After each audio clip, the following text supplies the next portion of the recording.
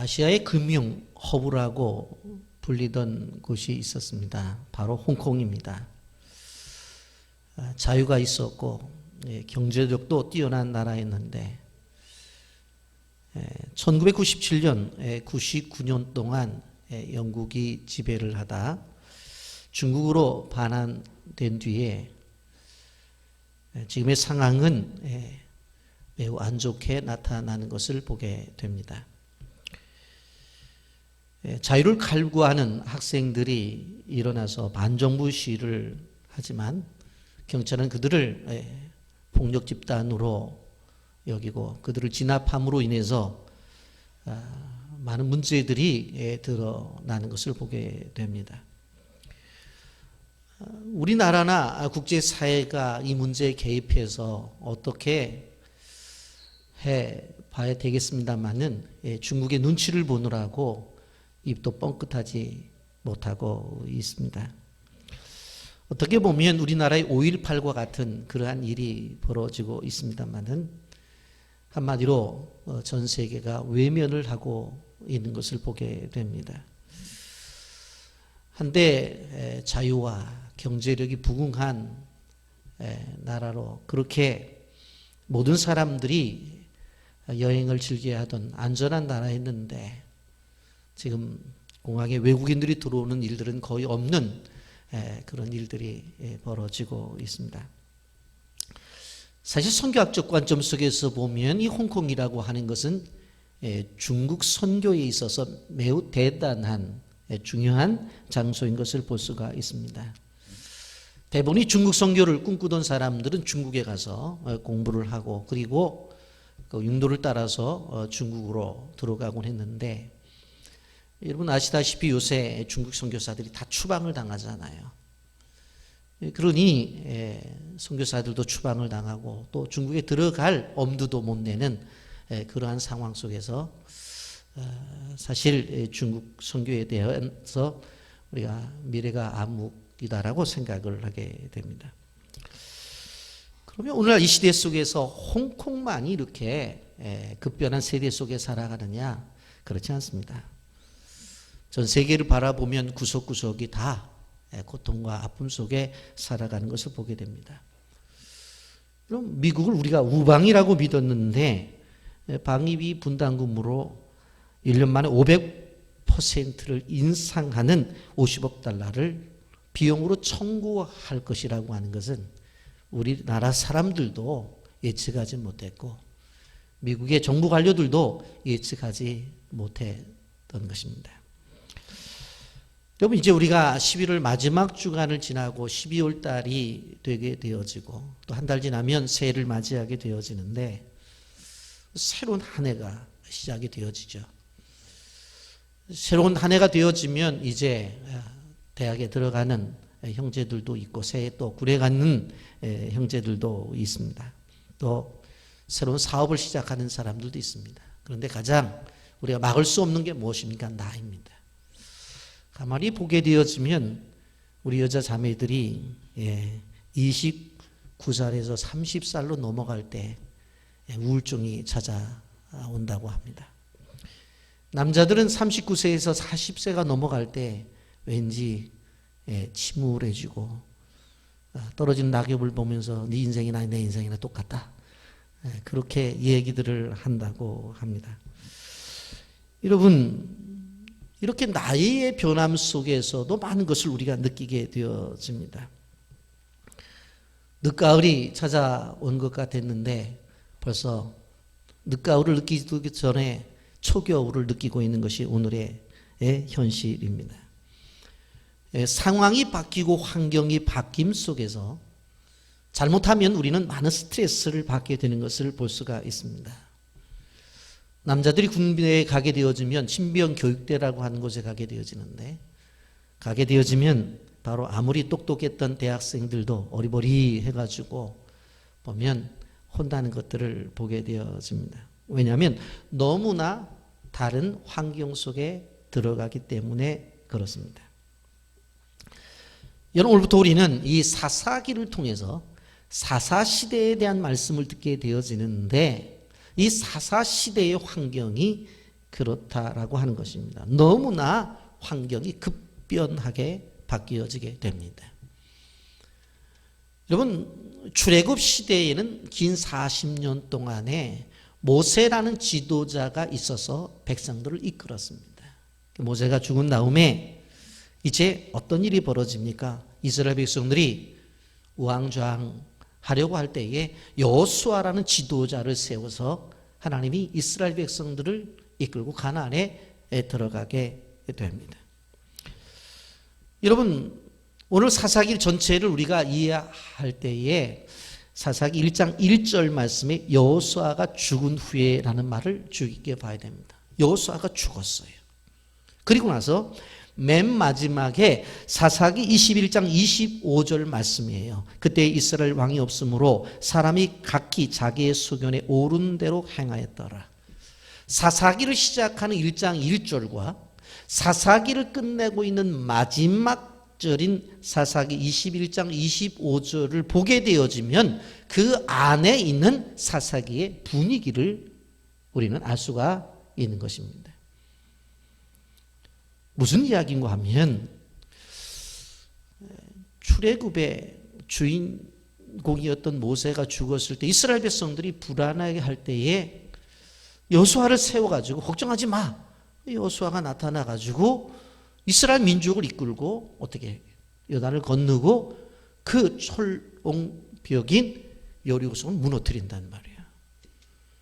그런데 여호수아가 죽은 후에는 그 어떤 지도자를 세우질 않아요.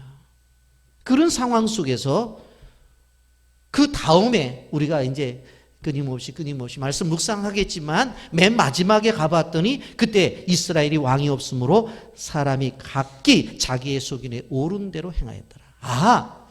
1장부터 바로 21장까지 있는 이 내용을 우리가 짐작하건대 한마디로 말하면 지멋대로 살았구나. 그것을 우리가 감지할 수가 있는 것입니다. 여러분, 시대적인 전체적으로 보게 되어질 때에 우리는 출애굽 시대라고 그렇게 말을 하고 가운데 가나안 시대고 그 다음에 이제 가나안에 들어가서 이스라엘 백성들이 왕을 요구하는 시대를 왕정 시대라고 표현을 합니다. 그런데 소위 말해서 이 출애굽 시대의 중심이었던 이 모세와 그리고 출애굽을 해서 가나안에 들어가서 여호수아를 중심으로 해서 생활을 했던 그 이후 시대에 그리고 우리가 사무엘 상에 들어가게 되어지면 왕을 세워달라 해서 사무엘이 사울왕을 세우게 되어지는데 그 왕정 시대 그 사이에 소위 말해서 이 사사 시대가 있는데 이 사사 시대를 우리가 생각해 보게 되어질 때에 한마디로 말하면 이렇게 지멋대로 사는 시대였다라고 하는 것입니다. 그런데 그러면 사사들이 소위 지도자들이 없었느냐? 아니에요. 여러분, 12명의 지도자들이 있었습니다. 저는 그 사사기를 준비하면서 사사기 전체를 계속 읽어나가면서 예전에 느끼지 못했던 깜짝 놀라는 것들을 발견해요. 사사기 안에 이런 말씀이 있었네. 이거 너무하지 않는가? 앞으로 계속 제가 말씀을 드리겠지만 지도자가 아니에요. 지도자가 잘못됐으니까 이 나라가 이렇게 무너져 버리는구나 하는 것들이 사사기 전체가 가르쳐주고 있는 거예요. 여러분, 이러한 내용들을 우리가 보면서 이 시대에 가정 안에서는 여러분들이 또 자녀를 키우는 지도자고 교회 안에서는 또 교회 안에 직분 맡은 대로 지도자들입니다. 또 직장에 나가면 여러분들 또 하는 일들이 있어서 지도자입니다. 그렇다고 한다면 이 시대에 이 사사기를 통해서 하나님 우리에게 주시는 우리 뭔가 좀 깊이 알고 삶 속에 적용해서 하나님 원하시는 귀한 공동체를 이끌어 나가는 이 시대의 지도자들이 되기를 예수님의 이름으로 축복합니다. 먼저는 문제 앞에서라고 하는 부분을 생각해 봅니다. 문제가 나타났어요. 그게 뭐예요? 여호수아가 죽었어요. 지금까지 여호수아 인도를 따라서 잘 왔단 말이에요. 근데 여호수아가 죽었어요. 근데 사실 모세가 사역을 한 기간에 비해서 여호수아가 사역한 기간은 많지 않아요. 7년 정도밖에 안 돼요. 그런데 7년 동안에 이 여호수아가 군대를 이끌고 나가서 정복한 왕들이 몇 명이냐면 무려 31명을 정복해요. 그러니까 절대적으로 생각해 보면 모세하고 여호수아를 생각해 볼 때 절대적으로 모세에 비해서 여호수아가 기간이 짧다고 해서 사역이 적은 건 아니에요. 그런 걸 우리는 알아야 돼요. 그런데 실질적으로 여호수아가 몇 살에 죽어요? 110세에 죽어요. 110세에. 그 정신적인 지주가 무너지는 거잖아요. 그렇잖아요. 여러분, 그들은 무슨 생각을 했어요?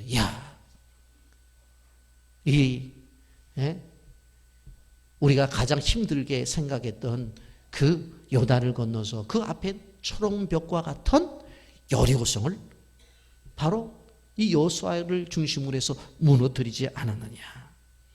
그런데 그 지도자가 사라진 거예요. 여러분, 그런데 이스라엘 백성들이 생각해 보면 모세가 죽을 때도 마찬가지였어요. 여호수아서 1장 1절에 보면 여호와의 종 모세가 죽은 후에 여호와께서 모세의 수종 눈의 아들 여호세에게 말씀하 이르시되 그랬어요. 모세가 죽었어요. 그때도 이스라엘 백성들이 이거 어떻게 하면 좋을까? 그랬는데 하나님이 그때는 뭐라고 말했냐면, 야, 모세 죽었지? 여호수아를 불러서 네가 이제 지도자가 돼. 그렇게 말씀을 해 주셨단 말이에요. 출애굽의 영웅이 죽었을 때에 바로 모세는 죽었지만 바로 여호수아에게는 어떤 거예요? 그 위기지만 기회가 되었던 거예요. 그리고 이스라엘 민족은 새로운 하나님의 역사를 경험할 수 있는 기회가 되어진 것입니다. 여러분, 우리는 이런 것들을 생각해 보면서 한 가지 기억해야 될 게 뭔가 하면 이스라엘 백성들이 그런 생각을 했을 거예요. 모세가 죽었을 때 모세 아니면 안 돼. 어떻게 저분 생각을 해보세요. 예? 그 무서운 바로 왕하고 나가서 10가지 재앙을 이끌어내가지고 다 그냥 하고 그 많은 남자들 군인들만 해도 60만이니까 200만 명 이상 되는 사람도 이끌고 나왔고 그 많은 백성들을 만나, 메추라기, 생수 막 다 모세가 가는 길에 다 이스라엘 그 많은 사람들 굶기지 않았단 말이에요. 그 사람이 죽었어요. 그럼 다 끝났다고 생각하죠. 하나님은 누굴 두세요? 여호수아를 두는 거예요. 이런 하나님을 믿는 사람들은 무슨 생각을 하냐면 그 사람이 없으면 안 된다는 생각을 가져서는 안 돼요. 그 상황 속에서 하나님이 무엇을 준비했는지를 생각해요. 그리고 그것에 대한 기대감을 갖고 나가야 돼요. 그리고 한 걸음 한 걸음 더 나가야 돼요. 왜 그래요? 새로운 세대가 하나님께서 우리를 향해 준비하셨다는 사실을 믿기 때문에 그래요. 모세의 시대보다 어떻게 생각해 보면 짧지만 더 영광스러운 세대는 여호수아 시대예요. 여러분, 모세의 시대는 어땠습니까? 길도 없었어요. 그런데 구름 기둥과 불 기둥의 인도를 따라갔어요. 농사를 짓지 않았어요. 그런데도 만나를 통해서 메추라기를 먹여주셨어요. 그런데 여러분 생각을 해보세요. 이스라엘 백성들이 가나안에 들어가서는 어떻게 되었습니까? 직접 농사를 지었어야 돼요. 그래서 그것을 자기들이 농사를 지은 것을 가지고 먹었어요. 그런데 그들이 경험을 해보니까 광야 때보다도 더 이것이 역동적이에요. 여러분 생각을 해보죠. 광야에 있을 때는 그냥 만나 내리면 주워다 그냥 먹어서 나중에는 아유 이건 밋밋해서 뭐 맛이 없다고 그랬는데 이 사람들이 보리 심으면 보리 나고 밀 심으면 밀 나. 나가보면 광야에서 맛도 보지 못했던 포도도 있어요. 나가보면 무화과도 있어요. 예? 이런 것들을 맛보면서 그들이 무엇을 느꼈을 것 같아요? 야, 이게 광야 생활은 별로 재미없어. 자기네들이 수고하고 노력한 대로 얻게 되어지잖아요. 그러니까 사실 어떻게 생각해 보면 모세가 인도하던 광야 시대보다도 이스라엘 백성들이 체감적으로 하나님의 임재를 느끼고 하나님의 존재를 느낀 것은 여호수아를 통해서 들어갔던 가나안 시대가 더욱더 역동적이었던 것을 볼 수가 있습니다. 그러니까 이스라엘 백성들은 무슨 생각을 했어야 되느냐? 자, 모세가 죽었으니까 하나님이 여호수아를 준비했지? 그럼 여호수아 죽었어. 그럼 다음에 무엇인가 하는 기대감이 있었어야 된다라고 하는 거예요. 여러분, 우리가 알아야 될 것은 뭐냐면 항상 하나님은 약속을 해주시고 성취를 이루시죠. 가나안에 들어갈 것에 대해서도 분명히 약속하셨잖아요. 그 약속의 성취가 이루어지는 거예요. 그런데 이 약속은 하나님이 하시고 성취는 누가 하는 거예요?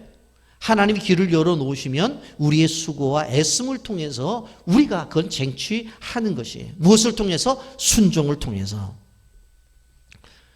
성경에 보면 수많은 약속들이 있죠. 그런데 이 성경에 나타난 수많은 약속들이 그것이 나의 삶 속에서 이루어지는, 성취가 이루어지기 위해서는 가만히 있어서 되는 것이 아니에요. 그 약속을 이루기 위한 나의 소력과 수고와 헌신, 이런 것들을 통해서 그건 내 것으로 만들어야 돼요. 하나 일을 좀 든다고 하면, 지난번에 수수감사 주일날 과일을 여러분들이 준비해서 그것을 이제 복지시설과 그 다음에 어려운 교회들 이렇게 갖다가 나눠드렸는데, 이제 제가 그것을 가지고 가서 어려운 교회 목사님 만나서 대화도 좀 하고 과일도 드리고 또 기도도 하고 그렇게 왔어요. 근데 어떤 경우가 너무너무 힘들어요. 그래서 그러냐고 와서 제가 그 목사님 통장에다가 그렇게 너무 힘들면 그래도 그렇게 끼니가 간 데 없다 그러니까 그래도 밥은 먹고 살아야 되지 않느냐고 해서 보냈어요. 그런데 들려오는 소식이 아직도 굶주린다는 거예요. 딱 이유는 두 가지. 한 가지가 뭔 줄 아세요? 은행에 가서 돈을 찾는 방법을 모르든지 찾아서 쓰지 않기 때문에 그런 거예요. 하나님께서는 우리에게 모든 것을 다 주셨어요. 그런데 우리는 어렵대. 하나님이 안 주신 거예요? 우리가 안 찾아 쓰는 거예요? 우리가 안 찾아 쓰는 거예요. 이게 뭐예요? 하나님이 너희 필요를 다 알아. 다 알아. 그래서 내가 너희들한테 다 주었어. 그런데 이것을 가져갈 때는 기도라는 통로를 통해서 가지고 가. 그러면 다 가져갈 수 있어. 그런데 안 줘서 뭐 이것도 힘들고 저것도 힘들고 그것도 힘들고 이것도 안 되고 저것도 안 된다고 가만히 앉아 있어요. 그러면 하나님이 안 주신 게 아니에요. 하나님 주셨어요. 근데 문제는 내가 그것을 기도라는 통로를 통해서 찾아다가 쓰라는 거예요. 찾아다가 드시라는 거예요. 찾아다가 생활하라는데 가만히 앉아 있어요. 통장에 돈이 들어왔는데 은행에 안 가는 사람처럼, 찾아다 쓰지 않는 사람처럼. 여러분, 우리가 사사기 시대를 쭉 보면서 이해될 것은 뭐냐면, 모세 시대는 하나님이 약속하셨을 때에 모세를 중심으로 해서 이스라엘 백성들이 그 약속한 것을 다 성취했어요. 쉽게 말해서 자기의 것으로 만들었다는 이야기예요.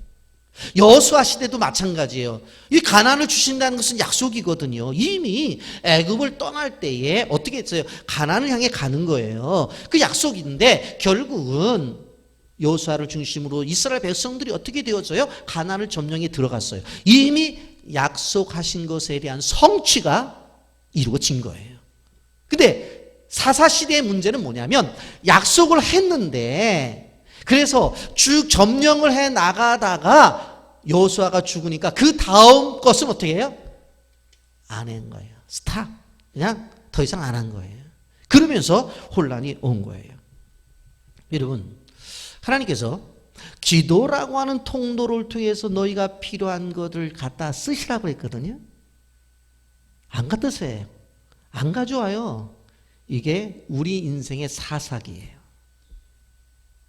여러분, 하나님께서 말씀하셨어요. 너희가 신앙생활을 하면서 정말로 역동적인 믿음의 생활을 해라. 신앙이 연약해. 그러면 이렇게 하면 된다. 그래서 전도 현장에 가서 내가 전도지 돌리는 것을 통해서 예수 믿는 사람들이 나타나고 선교의 현장에 가서 그 역동적으로 움직이는 것을 경험해라. 그러면 내가 죽었던 신앙이 살아나고 정말 나태한 신앙이 힘 있는 신앙으로 바뀌어진다. 그렇게 말씀하셨어요. 약속이에요. 그런데 선교 현장에 가보면 없어요. 그러면 누구의 문제? 하나님의 문제가 아니라는 거예요. 누구의 문제? 우리의 문제. 우리의 문제. 여러분, 사사시대가 무려 12사사가 진행을 하면서 기간적으로 300년을 지나게 되어지는데 이 300년 지난 이 기간이 정말로 어떻게 보면 이런 일들로 계속해서 반복되어지는 것들을 우리가 볼 수가 있습니다. 하나님의 자녀들입니다. 그런데 힘이 없어요. 적과 꿀이 흐르는 땅에 들어갔어요. 그런데 농사지면 또 뺏겨요. 왜 그래요? 왜 그래요? 실질적으로 그들의 삶 속은 태평성대하며 살아야 될 것 같은데 그렇게 살지를 못했다고 하는 거예요. 그 시대가 사사시대. 여러분, 오늘 살아가면서 여러분들, 저나 여러분들이 꼭 기억해야 될 것은 왜 하나님이 다 약속하셨는데 힘들다고 하고, 왜 어렵다고 이렇게 말을 하고, 왜 되는 일이 없다고 그러고 다들 이러느냐? 내 인생의 사사시대예요. 우리가 기억해야 돼요. 사사라는 이름은 성경의 독특한 직책인데 왕은 아닙니다. 그런데 하나님과 백성들을 중재하고 어떤 지도자로서 사역을 감당하는 사람들입니다. 여러분, 그런데 첫째, 우리가 문제가 나타났다고 그랬어요. 문제가 뭐라고 그랬어요? 여호수아가 죽었어요. 그러면 문제가 나타났을 때 그 다음에 해야 되는 게 뭐냐? 하나님께 질문을 해야 된다는 거예요. 문제가 나타나면 그냥 넘어가는 것이 아니라 하나님께 질문을 해야 돼요. 오늘 1절 말씀 보세요. 이스라엘 자손이 여호와께 여쭈어 이르되 하나님, 우리를 인도하는 바로 이 여호수아가 죽었습니다. 어떻게 했으면 좋겠습니까? 어떤 상황이, 어려운 상황이 되었을 때 여러분을 도피한다고 해서 문제가 해결되는 것이 아니라고 하는 것입니다. 여러분, 이스라엘 공동체가 알아야 될 것은 무엇인가 하면 리더십의 바로 부재 위기가 왔을 때 하나님을 찾았고 하나님의 뜻을 구했다라고 하는 것입니다. 그런데 시작은 참 좋잖아요. 왜 이 사람들이 하나님을 찾고 하나님을 구했을까? 지금 이 사람들은 어떤 사람들이에요? 여호수아와 함께 생활을 해본 사람들이기 때문에 어떻게 신앙생활을 해야 되는지를 알던 사람들이에요. 여러분, 우리는 기억해야 돼요. 삶의 급변기에, 전환기에 어떤 일이 벌어지면 하나님을 찾아야 된다고 하는 것입니다. 전환기가 올 때 문제가 커질 때가 있어요. 그래서 그 문제를 집착하다가 보면 그 문제에 빠져 들어가는 경우가 많은 것을 바라볼 수가 있습니다. 여러분, 우리가 알잖아요. 예수님께서 이스라엘 백성들을 향해서 얼마나 많은 기적을 일으키셨어요. 그 속에서 어떤 일이 일어납니까? 베드로가 주님이 주님이시면 나 무리를 걸어오게 해달라고, 걸어라 그래서 걸었어요. 그랬는데 주님을 바라볼 때는 무리를 걸었는데 가만히 있어봐. 여태까지 사람이 무리를 걸은 적이 없잖아. 이상하네. 내가 사람인데 무리를 걷네? 가만히 있어봐. 주변에 풍랑이 일고 파도가 있는데 이거 걸을 수 없는 거잖아. 그 순간에 빠져들어가기 시작한 거예요. 여러분, 기적이라고 하는 것은 하나님께서 우리에게 주신 은혜인데 왜 걸을 수가 없어요? 걸을 수 있지. 그런데 그걸 안 믿는 거예요. 눈에 보이는 문제만 붙잡고 있는 거예요. 하나님을 기억해야 되는데. 여러분, 제가 설교 준비하면서 가만히 묵상해 보니까 하나님이 우리 연약한 인간을 위해서 너무나 편하게 만들어놨어요. 우리는 사업이 안 되면 그 사업에 대해서 어떻게 하면 될까 어떻게 하면 될까. 자녀가 속썩이면 그 애들 이놈들 속썩이고 애들 생각 막 하고, 건강이 안 좋으면 병원에 왔다 갔다 하면서 그러고. 근데 하나님은 뭐라고 말씀하셨냐면 어떠한 문제가 있든지 간에 나만 보라고 그랬어요. 그러니까 자식이 속썩여도 하나님 보면 되고, 사업이 힘들어도 하나님 보면 되고, 육체가 힘들어도 하나님 보면 되고, 어떤 문제가 있든지 그 하나님 보면은 그런 문제들이 두루두루 해결이 되어지는데 우리는 자꾸 그 문제에 집착하다가 오면 거기에 빠져들어가 버려요. 그러니까 하나님이 우리의 신앙생활할 때 아주 편하게 만들었다고 볼 수가 있어요. 여러분, 어떤 문제가 있을 때 그 문제에 너무 집착해버리면 거기에 빠져들어가요. 아주 예쁜 아가씨가 있었습니다. 그는 자신의 재능을 살려가지고 유튜브에서 크리에이터라고 하는 그 일을 하면서 많은 사람들의 호응을 받았습니다.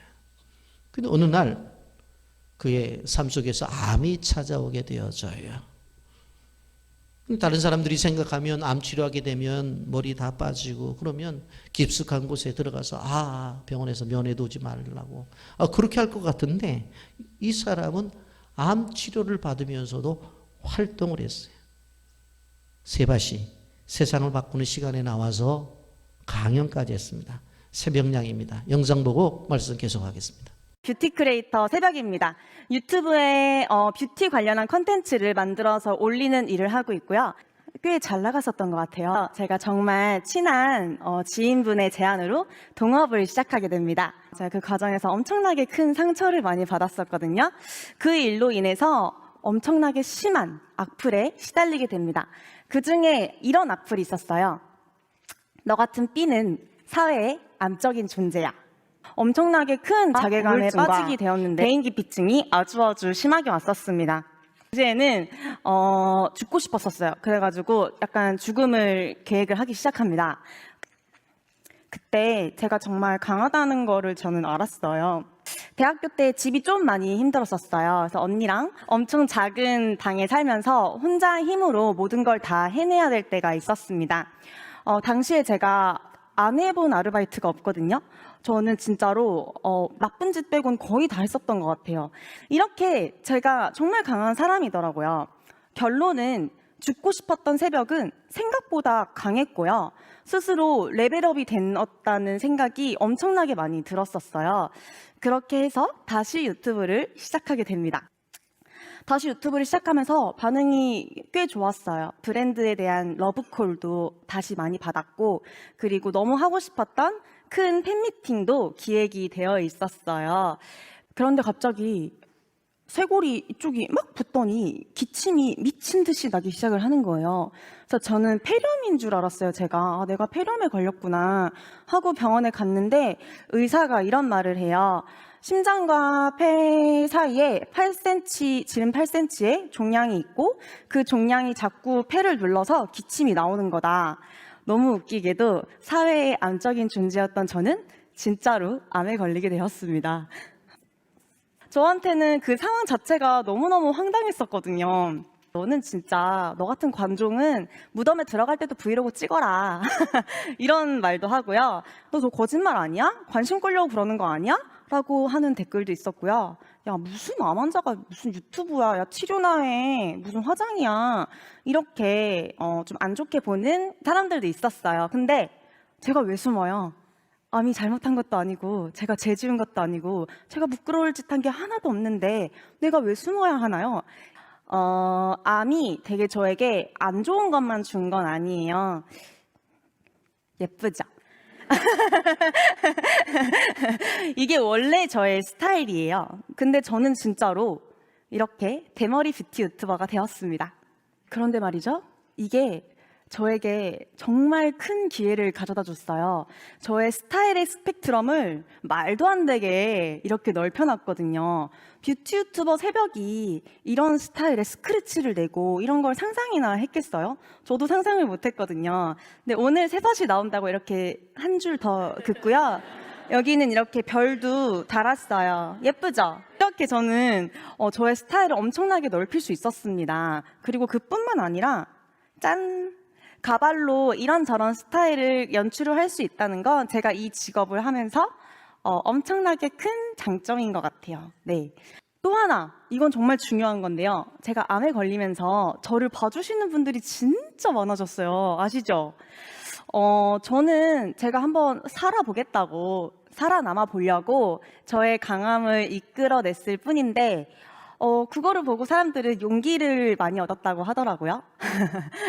근데 이것조차 저는 저에게 상상을 하지 못했던 일이거든요. 제가 위기라는 녀석을 한번 깨보니까요, 거기에 기회라는 녀석이 있더라고요. 마지막으로 제가 이런 말씀을 꼭 드리고 싶었는데요.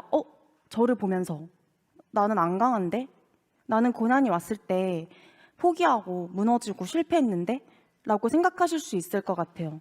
누가 포기도 하지 않고 무너지지 않고 실패도 안 하나요? 저도 매일매일 해요. 이 얘기가 몇몇 분들에게라도 작은 용기가 되었으면 하고 조심스럽게 바라봅니다. 우리는 우리가 가지고 있는 문제들을 너무 가까이 보지 말고 좀 멀리 볼 때에 우리가 잘 견뎌내고 이겨낼 수 있다라고 하는 사실을 또 생각해 봅니다. 여러분, 우주선을 타고 간 우주 여행사 하는 분들이 뭐라고 말해요? 멀리서 보게 되어지면 지구가 그렇게 아름답다는 거예요. 지구가 아름답대요. 그런데 여러분, 이 지구 안에서 일어나는 일들이 아름답습니까? 생각해 보세요. 시리아 내전으로 인해서 얼마나 많은 사람들이 죽어가고 있어요. 여러분, 가까이 북한 핵 문제 때문에 얼마나 고통을 당하고 있어요. 아까도 생각해 봤지만 홍콩 사태의 문제. 아프리카에 가보면 물이 없어서 2시간, 3시간씩 걸어서 물을 떠오는데 그 물도 흙탕물이에요. 그런데 그 물을 뜨는 그 어머니가 말을 하잖아요. 이 물 먹일 때 우리 애들 병 드는 거 분명하다. 그런데 이런 물도 안 먹으면 바로 죽으니까 떠다가 먹일 수밖에 없다. 그렇잖아요. 지금 우리가 좀 생각해 봐야 되는 게 뭐냐면 이 지구상에 남아도는 식량과 굶어 죽는 사람들, 이 타이틀을 그리스도인들은 늘 생각해야 돼. 식량이 남아도는 나라들이 있고 남아서 어쩔 수 없어서 바다에 갔다가 버리는 나라들이 있는데 지금 반면에 굶어 죽는 사람이 수억이에요.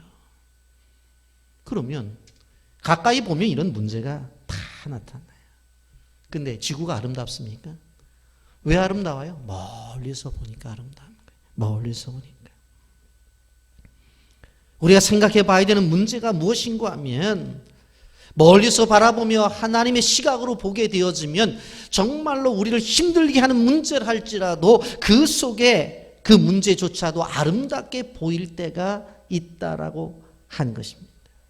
여러분, 우리는 눈을 들어 하늘을 바라보고 하나님의 시각으로 바라보면서 우리를 향한 하나님의 놀라운 사랑을 향한 믿음을 사용해야 돼. 그럴 때 하나님이 인도하셔요.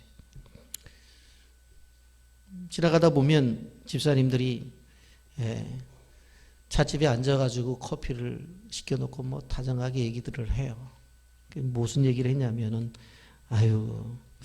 서로 간에 말씀을 나누고 또 서로 간에 기도의 제목을 나누고 그래서 함께 중보하고 있었습니다. 그러면 얼마나 좋겠습니다마는 그 집 커피 맛이 맛있어서요. 그래요. 제가 그럴 때 그런 분들에게 그렇게 얘기를 해요. 커피 향보다도 더 아름다운 향이 기도 향기다. 아시겠어요? 예? 옆 사람과 인사 나누세요. 집사님에게 기도의 향기가 납니다.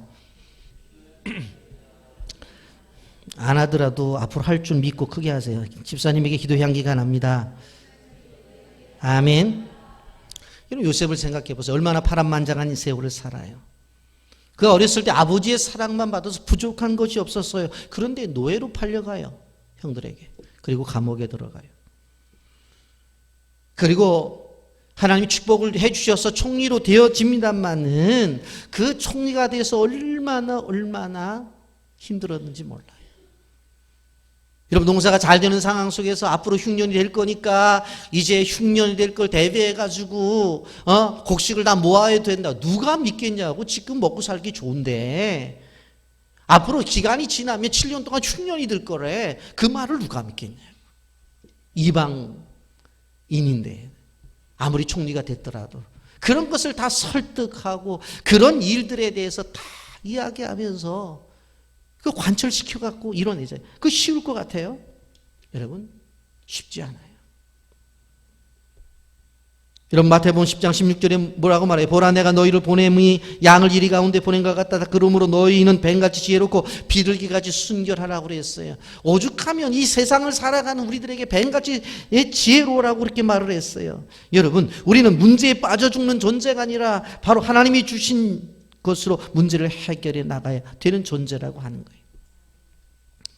신앙인들 중에는 교회 안에서 믿음이 충만한데 일터에서는 그러지 못한 분들을 보게 되어져요. 그러면서 그렇게 얘기를 해요. 목사님, 세상은 세상의 방법으로 살아야지 교회 안에서 하는 대로 하면 안 됩니다. 그렇게 말을 해요. 여러분, 저는 그럴 때에 두 분을 추천해요. 다니엘과 그리고 요셉을 추천해요. 그분들이 세상적인 방법으로 일을 이뤘나요? 그분이 세상적인 방법을 가지고 그 이방 땅을 정치했냐고요? 그것이 아니잖아요. 하나님의 방법과 하나님의 생각을 가지고 정치를 해서 오히려 이방 땅에 하나님의 이름을 드러내잖아요. 우리는 기억해야 되는 거예요. 이러한 상황이 되었을 때에 오늘 세 번째로 생각하는 것은 새로운 도전을 하라라고 하는 것입니다. 변화의 시기에 찾아와서 하나님 앞에 질문을 하고 하나님께서 말씀을 주시면 도전을 하라라고 하는 거예요. 이스라엘 백성들이 7년 동안 31명의 왕들을 굴복시켰어요. 어느 정도 가나안 땅을 다 점령했다고요. 이제 각 지파의 땅을 배분했어요. 이제 안주하면서 이제 됐다, 이 정도면 됐지 라고 그렇게 했을 경우에 어떤 일이 벌어져요? 나태와 타락이 벌어지고 오히려 그 일로 인해서 바로 이스라엘의 위기가 찾아온다고 하는 것입니다. 여러분, 새로운 시대가 오면 새로운 생각을 갖고 일어나야 돼요. 새로운 시대가 오면 새로운 방법을 가지고 일어나야 된다고 하는 것입니다. 한마디로 말하면 변해야 살 수 있다는 것을 우리는 기억해야 됩니다. 도전을 포기하지 말아야 돼요. 열사의 땅 사하라 사막에 가보면은 죽은 것 같아요. 사람이 살 수 없는 것 같아요. 그런데 거기에 생명체가 살아요. 65종의 포유류와 90종의 조류가 살고 있어요. 그리고 그 가운데 24개 종류의 포유류는 바로 그 사하라 사막 안에만 살고 있어요. 다른 땅에 안 살아요. 그러니까 결국 그 사하라 사막도 생물이 살지 못하는 곳이 아니다라고 하는 것이에요. 여러분, 우리가 기억해야 될 것은 이 시대가 정말로 힘들어 죽을 것 같아, 그렇게 생각하는 그 장소가 바로 가장 안전한 장소가 될 수 있다고 하는 걸 믿어요. 다른 사람이 다 망한다고 해도 하나님의 자녀는 흥할 수 있다고 하는 믿음을 갖고 나가야 된다고 하는 것입니다. 아무리 어려워도 그 속에서 하나님의 놀라운 축복이 임할 수 있다고 하는 거예요. 남들이 더럽다고 버린 검은 돌에서 바로 우라늄이 나왔고요. 남들이 먹을 수 없다고 버린 곰팡이 속에서 사람을 치료하는 페니실린이 나왔어요. 우리의 시간은 항상 긍정적인 것을 가지고 새로운 도전을 이루어 나가야 되는 거예요. 생명이 있다고 한다면 쓰레기통 속에서도 장미꽃은 피어날 수 있다고 하는 믿음을 가져야 되는, 이게 중요한 거예요. 여러분, 우리는 도전하며 나가야 돼요. 그 속에서 하나님의 뜻을 이루어 나가야 된다고 하는 것을 우리는 기억해야 되는 것입니다. 이런 상황 속에서 어떻게 하면 좋겠습니까? 라고 질문을 하니까 하나님 말씀하세요. 2절 말씀에 여호와께서 이르시되 유다가 올라갈지니라 보라 내가 이 땅을 그의 손에 넘겨주었노라 하시니라. 모세가 지도자였고 모세가 죽었을 때 여호수아가 되었지. 여호수아가 죽었으니 어떻게 하면 좋으냐고, 이제는 한 사람이 아니라 유다 지파가, 너희들 유다 지파가 한꺼번에 올라가라는 거예요. 그러면서 유다 지파를 선봉에 세우는 거예요. 여러분, 주일 저녁에 민수기를 우리가 묵상합니다만은 민수기에 나타난 이스라엘 민족의 12지파 행진도를 보게 되어지면 제일 먼저 누가 나가요? 유다 지파가 항상 나가요. 유다 지파가. 그 유다 지파를 왜 세웠느냐? 유다 지파는 적극적이에요. 유다 지파는 열정적이에요. 그래서 힘든 일도 제일 먼저 해요. 그래서 하나님이 가장 귀하게 여기셨어요. 여러분, 이스라엘 백성들이 가나안에 들어와서 다 점령을 하고 있는데 헤브론이라고 하는 곳은 누구도 안 가려고 그래요. 아니 저걸 왜 안 가? 그랬더니 아니 저기는 뭐 성같이 산도 높고 골짜기도 있고 너무너무 힘듭니다. 그랬더니 여러분, 갈렙이 나와서 뭐라고 말해요? 여호수아 14장 2절 그날이 여호와께서 말씀하신 이 산지를 지금 내게 주소서. 당신도 그날에 들으셨거니와 그곳에는 아낙 사람이 있고 그 성읍들은 크고 견고할지라도 여호와께서 나와 함께 하시면 내가 여호와께 말씀하신 대로 그들을 쫓아내리다. 몇 살에? 85살에. 그래서 그 헤브론이 유다 땅이 되는 거예요. 그런데 갈렙이 어느 족속이에요? 유다 족속이에요. 유다 족속. 그러니 결국 이 유다족 속의 갈렙도 이러한 일들을 하잖아요. 여러분, 하나님께서 이 유다 지파를 통해서 하나님의 역사를 이루시고 그 유다 지파를 통해서 다윗도 나오고 유다 지파를 통해서 예수 그리스도 나오는 거예요. 여러분, 유다 지파처럼 우리의 꿈과 희망을 위해서 일어서 나가면 언젠가 이를 이룰 수 있다라고 하는 거예요. 그런데 나가게 되어질 때 한 가지 중요한 것은 뭐예요? 혼자 나간 것이 아니라 동역의 원리를 이용했다. 함께 갔어요. 본문 2절 유다가 올라갈지니라 보라 내가 이 땅을 그의 손에 주었노라. 그랬으면 혼자 가도 되잖아요. 혼자 가도 돼요. 근데 유다가 앞장서라고 그랬을 때에 1장 3절을 보세요. 유다가 그 형제 시몬에게 이르되 내가 제비 뽑아 얻은 땅에 나와 함께 올라가서 가나안 족사가 싸우자 그리하면 나도 내가 제비 뽑아 얻은 땅에 함께 가리라 하니 이에 시몬이 그와 함께 가니라 그랬어요. 유다 지파가 뭐라고 말해요? 야 우리가 올라가서 싸울 텐데 시몬 지파한테 야 같이 가자. 같이 싸워주면 점령하고 만약 너희 지파가 얻은 땅에 싸울 때는 같이 가주겠다. 그렇게 이야기를 하는 거예요. 같이 올라가 가지고 어떻게 해요? 배색을 치고 다 물리쳐 버려요.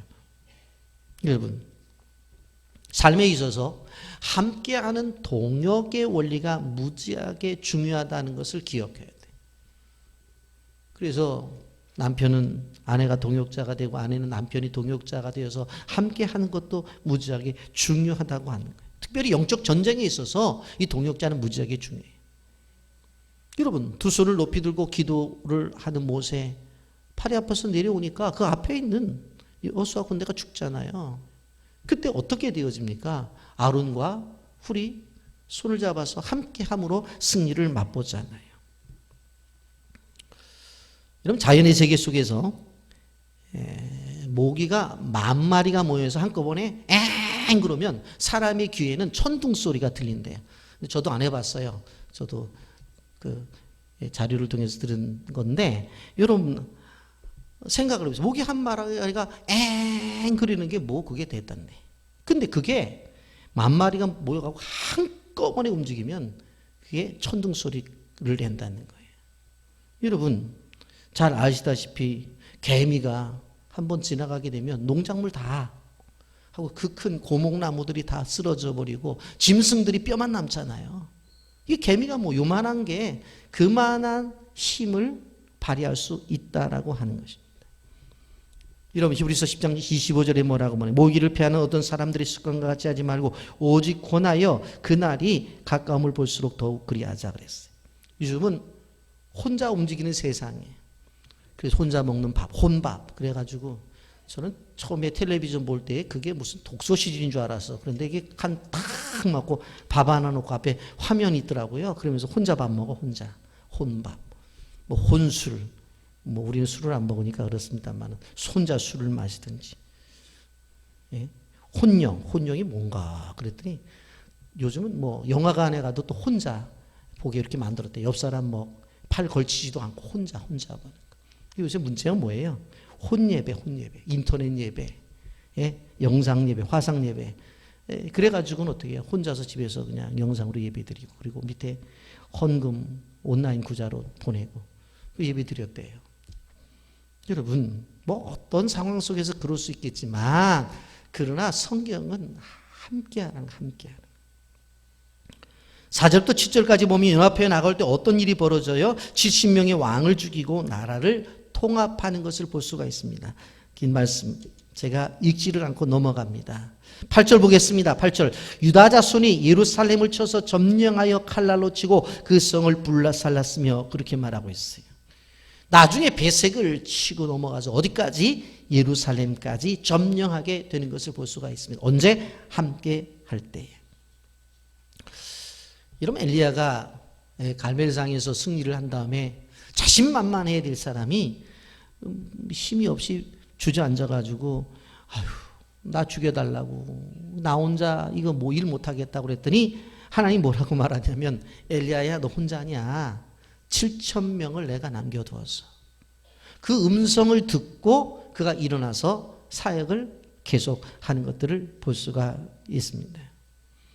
여러분 우리가 새 성전 건축의 사역을 지나가고 있는데 누가 혼자 할 수 있는 것들은 아니에요. 함께 해야 돼요. 오랜 기간 동안 이렇게 우리가 해올 수 있었던 것은 여러분들이 함께하는 기도와 함께하는 헌금 그리고 관심 그것 때문에 지금까지 왔다고 저는 믿어요. 어떠한 일을 하든지 마찬가지예요. 특별히 선교를 생각해 봤어요. 선교는 주님의 최후의 명령이고 가장 중요한 지상 명령이에요. 여러분 땅끝까지 복음을 전하게 되어질 때에 이 땅에 있는 시간의 끝이 온다고 성경은 분명히 말하고 있어요. 그런데 이 중요한 선교를 혼자 감당할 수 있느냐? 아닙니다. 협력이 필요한 것입니다. 기도의 협력이 필요하고 물질의 협력이 필요한 것이에요. 우리 교회가 다른 교회 선교와는 질적으로 차별하는 선교를 하는 것이 무엇입니까? 지속적인 것이고 전략을 갖고 행하되 특별히 뭐예요? 바로 협력해서 한다고 하는 거예요. 동역의 원리를 적용하는 거예요. 여러분 작년에 연말에 우리가 선교 보고를 하면서 재정 보고를 했습니다마는 우리 교회가 선교 헌금을 한 것에 비해서 다른 데서 우리 선교지를 협력한 것이 무려 8배. 그러니까 누구도 이러한 사실들에 대해서 인정을 안 하려고 하지만 사실이 그래요. 왜? 협력하는 거예요.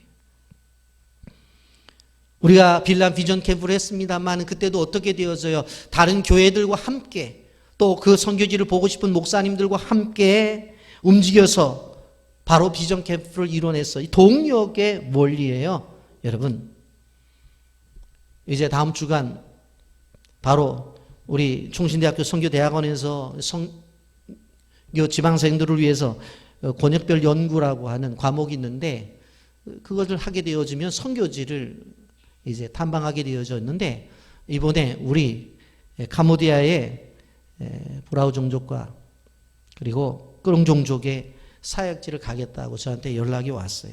교수님이 가도 됩니까? 그래. 가시라고. 그래서 많은 것들을 좀 보시라고 우리 선교가 어떤지. 그러면서 제가 하여튼 뭐 연락이 왔으니까 떠날 때 팀들 공항에서 먹을 저녁김밥은 내가 음료수랑 사주고 전대식 선교사님한테 얘기해서 한 끼 잘 대접하라고 얘기는 하겠다고. 그러고서 전 목사님한테 내가 전화해서 한 끼 잘 대접하라고 그렇게 얘기를 했어요. 여러분 이렇게 협력해서 하는 거예요. 물론 다양한 선교가 이루어지는 것들 그리고 다양한 방법들을 저는 인정해요. 우리가 지난 캄보디아와 또 남미 파로가의 의료 선교를 할 수 있었던 것은 TCC라고 하는 회사를 통해서 함께 교회가 그쪽 직원 50% 우리 교회 성도들 50% 해서 함께 일을 했잖아요. 하나님의 사역 혼자 할 수 없어요. 하나님 자신도 성부 하나님과 성자 하나님, 성령 하나님 이 삼위 하나님의 동역을 통해서 바로 일을 이루셨다는 것을 볼 수가 있습니다. 어느 날 이 몸지체들이 비상대책회의가 벌어졌어요. 왜 그러냐면 코가 회의를 하자는 거예요. 왜? 그래요. 모여봐. 그러는 거예요. 코가 딱 일어나서 얘기를 하는 것이 야 지금처럼 이렇게 삶이 힘들고 경기가 힘들 때에 우리 몸 안에 혼자 먹고 노는 백수가 하나가 있어서 이거 안 되겠다. 그 누군데? 그랬더니 나하고 제일 가까운 애야. 누군데? 아니 내 밑에 있는 입이 그렇단 말이야. 야 생각을 해봐라. 야 그랬더니 발이 맞장구를 치면서 네 말이 맞아. 나도 죽을 지경이야. 왜냐하면 저 입이 뭐 아침 점심 저녁 세 끼만 먹는 게 아니라 밤에 야참도 먹고 그래서 이 몸이 불어가지고 봐라 내 발이 땡땡 붓고 내가 견딜 수가 있나. 저 입 때문에 내가 도무지 내가 견딜 수가 없다고 그렇게 얘기를 해요.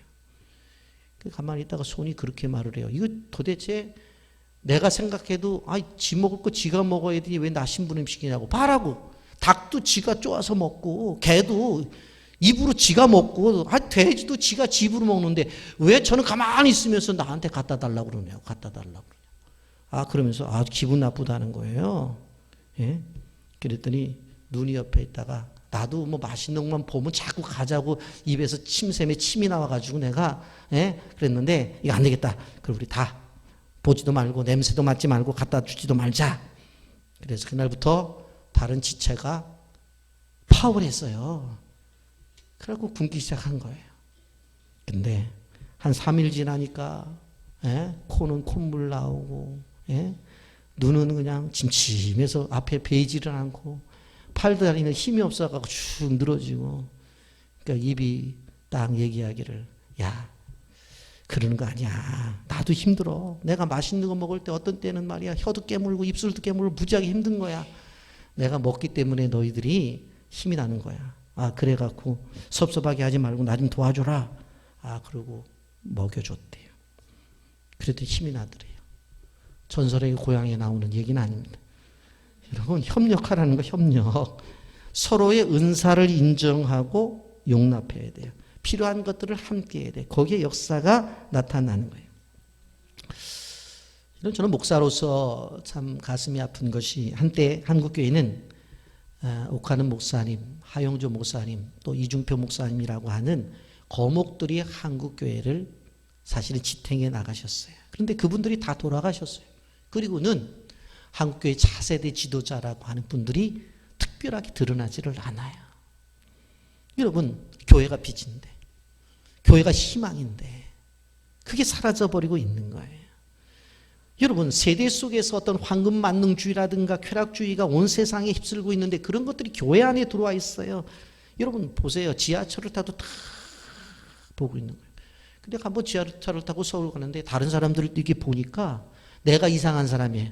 그래서 나도 휴대폰 꺼내서 나도 봤어요. 예?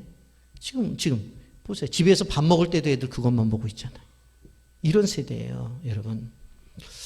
복음을 비치는 교회로서의 사명을 감당하고 살아가기 위해서는 어떻게 해야 되느냐?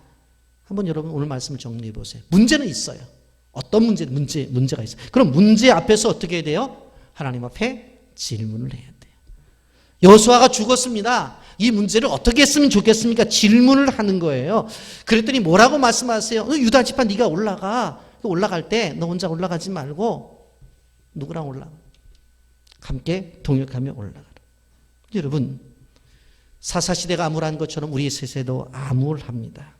여러분, 암울할 때 꼭 기억하셔야 돼요. 문제 앞에서 하나님 앞에 질문하고 말씀을 주시면 바로 그 말씀 붙잡고 도전하세요. 그리고 하나님 우리에게 다 주셨어요. 아멘? 안 주신 거 없어요. 못 가지는 거 누구의 문제예요? 나의 문제예요.